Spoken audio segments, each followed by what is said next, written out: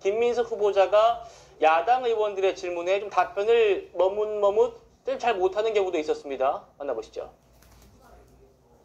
국가 채무 비율은 어느 정도인지 알고 계십니까? 채무 비율도 다른 나라 평균에 비해서 경우에 따라서는 OECD 평균보다 높다고 보는 경우도 있고 좀 낮다고 보는 경우도 그러니까 있고. 어느 정도인 것 같아요? 규모를 가늠하고 계시는지를 여쭌 겁니다. 20에서 30 정도 사이로 제가 알고 있는데요. 네.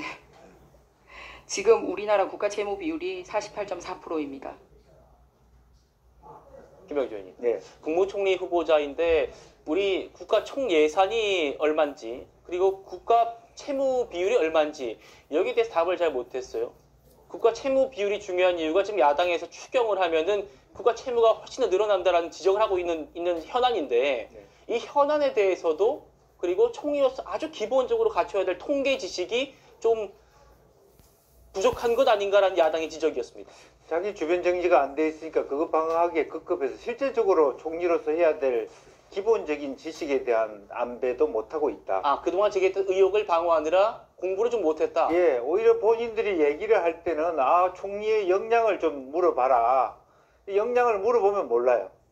이런 것들이 지금 현재 어떤 본인이 그동안에 물론 야인 생활이 많았기 때문에 저런 현상들이 있을 수 있습니다만 차라리 제 같으면 솔직하게 털어낼 건 털어내고 사과할 건 사과하고 실제적으로 좀 더 안정적인 어떤 국가 채무 비율에 대해서도 진짜로 공공기관을 포함시킬 것인지 안 시킬 것인지 어떻게 될 것인지 좀 자기 스스로가 저런 답변을 나이스하게 함으로써 역시 대통령께서 김민석을 총리로 밀만한 이유가 있구나 라고 하는 것을 확실하게 점수를 딸 수 있는 포인트를 만들어 가야 되는데 저렇다면 내용도 모르고 본인 관리는 안 돼 있고 그러면 뭐 왜 대통령께서 저 사람을 총리로 지명했나에 대한 답변 자체가 궁색해질 수밖에 없다 그렇게 보여집니다. 김영주 의원님의 따끔한 한마디였습니다.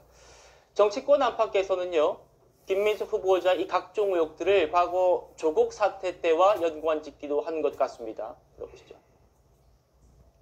제가 볼 때 지금 사태가 조국 사태랑 상당히 비슷해지고 있거든요. 지금 조국도 결국 억지로 임명했다고 어떻게 했습니까? 낙마하게 되고 정권에 큰 타격이 돼서 정권을 빼앗기는 결과까지 나왔는데 검찰에 탄압을 받았다 뭐 이렇게 얘기를 하다가 결국 그렇게 됐는데 첫 인사에 낙마가 간다는 정치적 부담이 더 커요.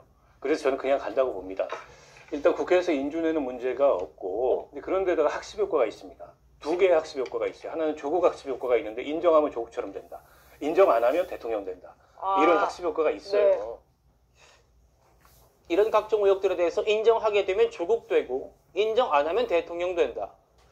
이런 학습 효과가 있다. 구자령 변호사님 어떻게 들으십니까? 인정 안 하면 더 낫다라는 학습 효과는 분명히 있는 것 같아요. 근데 제가 보기에 사실 조국 전 장관은 인정 안 했거든요. 근데 그분이 지금 이렇게 된 거는 결국은 수사에 의해 가지고 진실이 드러났기 때문이에요. 그러니까 진실이 드러나면은 그냥 그렇게 뭐 사법적인 수순으로 가는 건데 지금 정권 초기에 정부와 국회와 다 장악하고 있잖아요. 그러니까 조국 때처럼 뭔가 털릴 걱정이 없다라는 게 안심이 됐고 그러면 여태까지 학습 효과로 밀고 나가고 인정 안 하면 누가 나를 뭐 사실관계를 밝혀내겠어.